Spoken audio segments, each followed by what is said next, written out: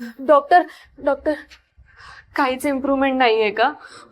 म्हणजे मुकुंद दादा खूप सिरियस आहे का? हो, इम्प्रूव्हमेंट व्हायला हवी होती, पण ती होत नाहीये कारण रिपोर्ट चांगले नाही आहेत. आणि ट्रीटमेंट?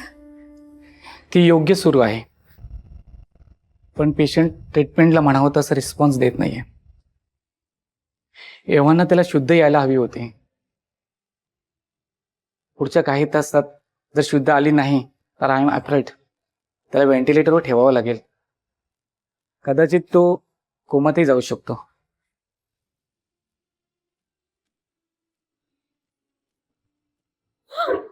देवा, काय झालं रे माझ्या लेकाचं असं? आई, आता यावं, आता मला कोण बघणार ग? माझा एकुलता एक कमावणारा मुलगा, त्याला जर काही झालं ना ते सगळं कठीण होऊन बसेल ग. अगं अजून तुझं लग्न व्हायचंय, तुझं कोण करणार?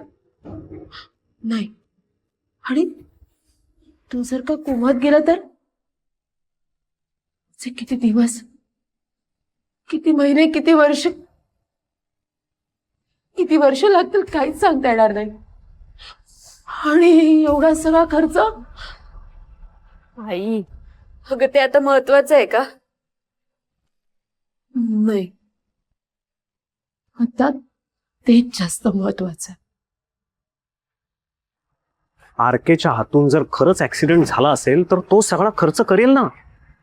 वरती तुम्हाला कॉम्पन्सेशन सुद्धा देईल तो. तुमच्या खिशातून 1 रुपया सुद्धा जाणार नाही. लक्षात येते का तुमच्या? तर आम्ही जे सांगितलंय त्याचा शांतपणे विचार करा.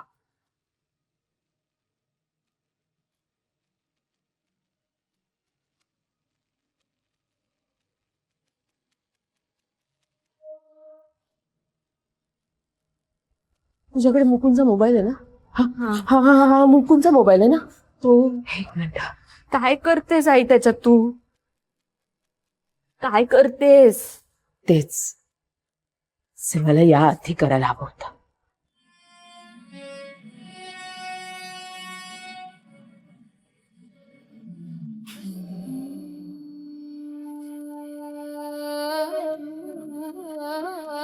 ये, कोण समजतेस तू स्वतःला? हा, समजतेस कोण? लायकी काय ग तुझी? तुला काय वाटलं माझा अपमान करशील, निघून जाशील आणि मी काहीच करणार नाही?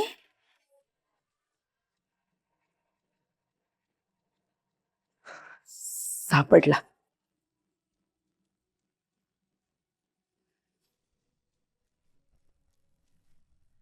ओळखलं नाहीयेस तू मला अजून, कळलं ना? ओळखलंय ना, चांगलंच ओळखलंय, म्हणून तर तुम्हाला इतका राग आला माझा. ये,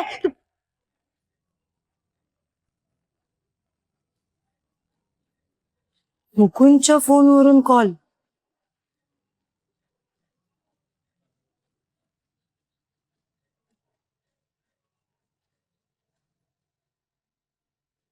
हॅलो. हॅलो, मी शर्मिला चंदन शिवे बोलते, मुकुंदची आई. आपण नंतर बोलूयात का? नंतर नाही, मला आत्ताच बोलायचंय.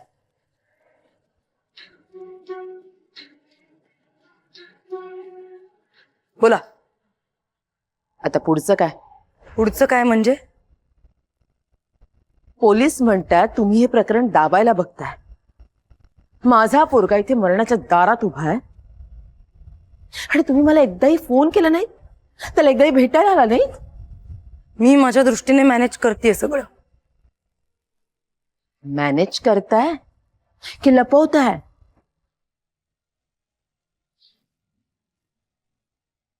मी तर असं ऐकलंय की आरकेची गाडी दुरुस्तीला गेली. काय झालं? माझ्या मुलाच्या रक्ताचे डाग सापडलेत का गाडीवर? हे बघा, तुम्ही आता सरळ सरळ आरोप करताय हं? जे खरं आहे ते बोलते. पण तुम्हाला जर का हे प्रकरण वाढवायचं नसेल ना तर इथे हॉस्पिटलमध्ये येऊन भेटा.